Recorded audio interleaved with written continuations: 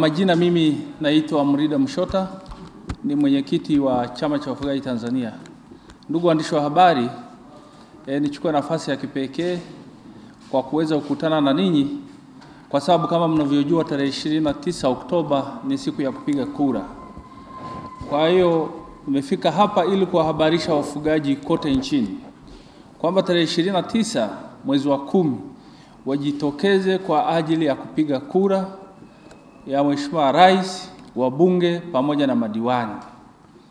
Pamoja na hayo, ndugu waandishi wa habari, kuja mbele yenu, serikali kama mnavyojua imefanya kazi kubwa sana kwenye sekta ya mifugo.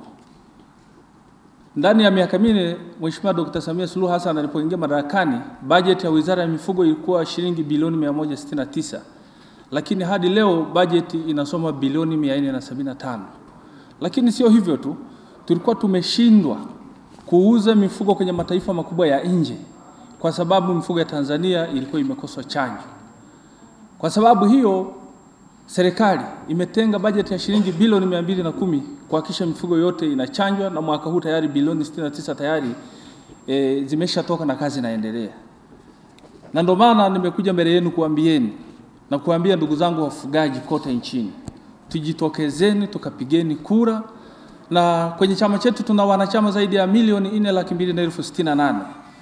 Na ninapoongea hapa nafikiri wengi wao watapata taarifa hiyo. Wajitokeze wakapige kura, ili kura hiyo ndio itakuwa maisha yao ya miaka 5 ijayo.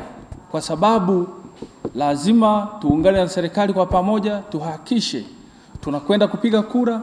Lakini vijana wa kifugaji wasijitoke kwa mstari wa mbele kwa ni sehemu ya vurugu. Kama mnavyojua, mifugo ni benki inayotembea. Mifugo haitaki kelele.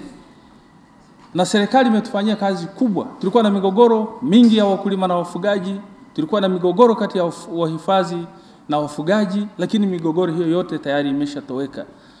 Na sio hivyo tu, wafugaji walikuwa hawakopesheki, lakini leo zaidi ya wafugaji 8,313 ndani ya miaka 4 tayari wameshapokea mikopo ya riba nafuu zaidi ya shilingi bilioni 106.9.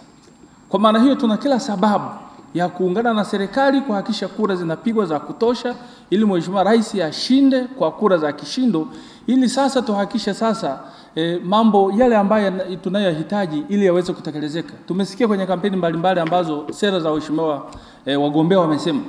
Mheshimiwa Rais amesema atakapoingia madarakani atahakikisha zaidi ya hekta milioni 6 zinatengwa kwa wafugaji, kuhakikisha sasa kila mfugaji anamiliki ardhi yake, wafugaji wanapata maji ya kutosha, wafugaji wanapata chanjo ya kutosha. Basi kwa kwetu sisi wafugaji kwa kweli tutakuwa hatuna jambo lingine.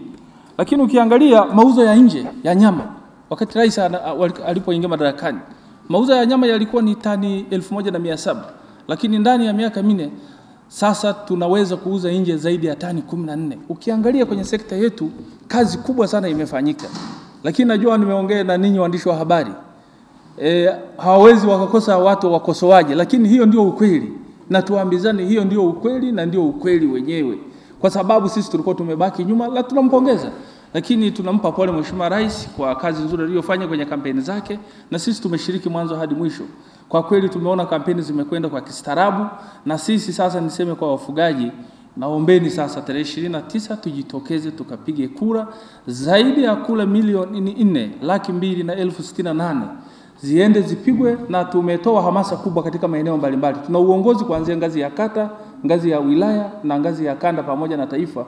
Sisi sote tumesha tayari, vijana wetu wako katika maeneo yao, kazi inaendelea vizuri, na nina imani kubwa sisi wafugaji huwa hatuna maneno mengi. Tarehe 30 mpaka tarehe 1 mtasikia kishindo kikubwa ambacho kitatokea.